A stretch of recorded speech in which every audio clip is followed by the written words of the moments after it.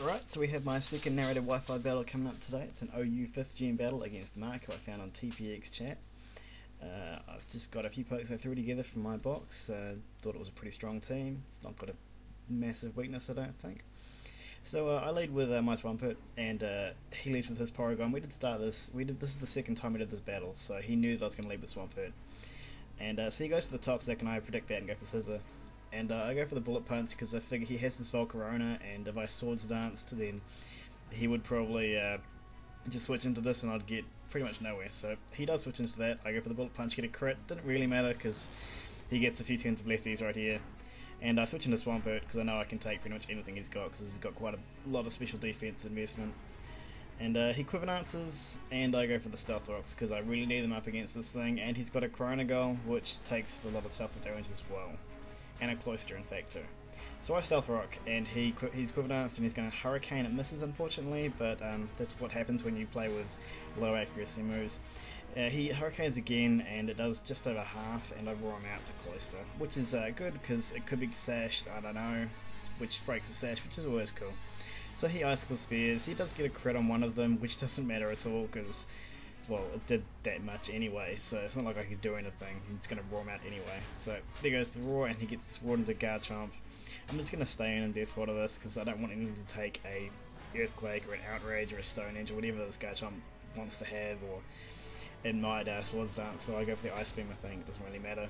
I switch to Latios because I figure he's probably choiced because pretty much every Garchomp is, and he is, so he switches out, and I go for the Draco Meteor. He goes to Porygon 2, which is a pretty good special wall with Evil Light, and he takes it pretty well. I switch out because I'm not going to be able to kill it with the second one, and he recovers off the damage.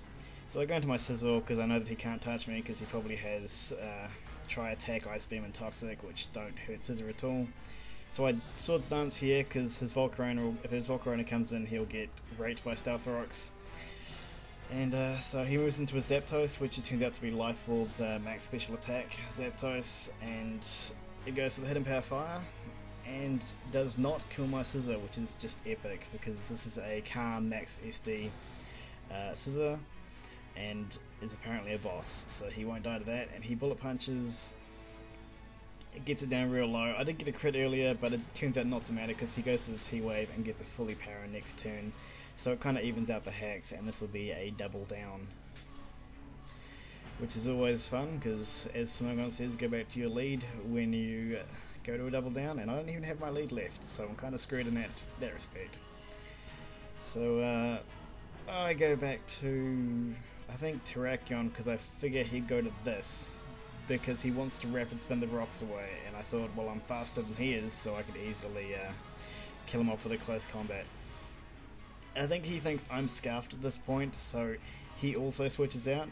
I'm not Scarfed, obviously, I'm Life Orbed, so I go for the Rock Polish and close combat onto this Porygon, and I really thought this would kill, because it wasn't at full health, and this is a Life Orb max attack Adamant Terrakion, and apparently it doesn't, so he lives that and gets the Toxic off, which isn't a huge deal, because I can't really leave my Terrakion in forever anyway, because this Garchomp basically straight up walls me.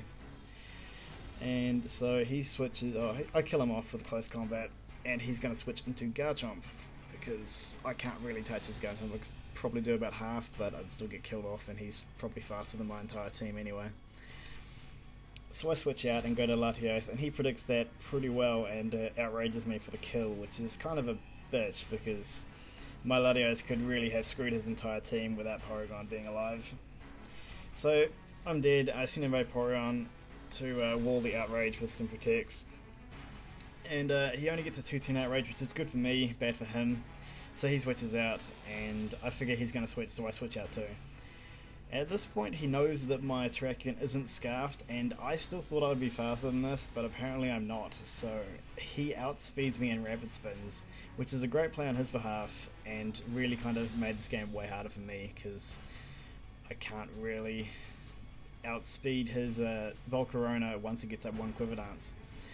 So my Terrakion lives this with the Life Orb Recall and the Toxic Recall with about 100 HP, which is pretty good, and I thought I could kind of live an attack from this Volcarona because I don't think he'd go for Hurricane. In case it missed, he'd definitely lose the game.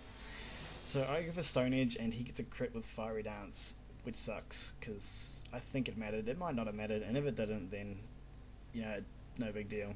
But that pretty much made the match way more interesting. So I go to Vaporeon, who's my special wall, and he Hurricanes, and it doesn't really do too much damage because Vaporeon's max special D and a beast, and has heaps of hit points. And this one doesn't have leftovers, which proved pretty important in this game because leftovers would really have put me like beyond the point to which him missing a Hurricane would have mattered. But he does miss one, and my leftover recovery kind of like my lack of leftovers doesn't really come into play. So he goes for another Hurricane. I Ice Beam because I think he won't want to take a second Scald, and I predicted the switch to a Garchomp. But apparently he predicts my prediction and stays in and goes for the second Hurricane. So I wish, and he Quiver Dances, predicting my Protect on that wish. But I'm not going to Protect, I'm going to Scald because I really need this thing dead. And that proves pretty crucial because he goes down and my Vaporeon lives with basically all its health back, which is cool. So I think it's Vaporeon and Machamp versus Garchomp and Cloyster at this point, and I predict to try and stall him out of Outrage so that if I have to switch into Machamp, if I die on this Outrage, I'll be alright, maybe get some confusing hacks.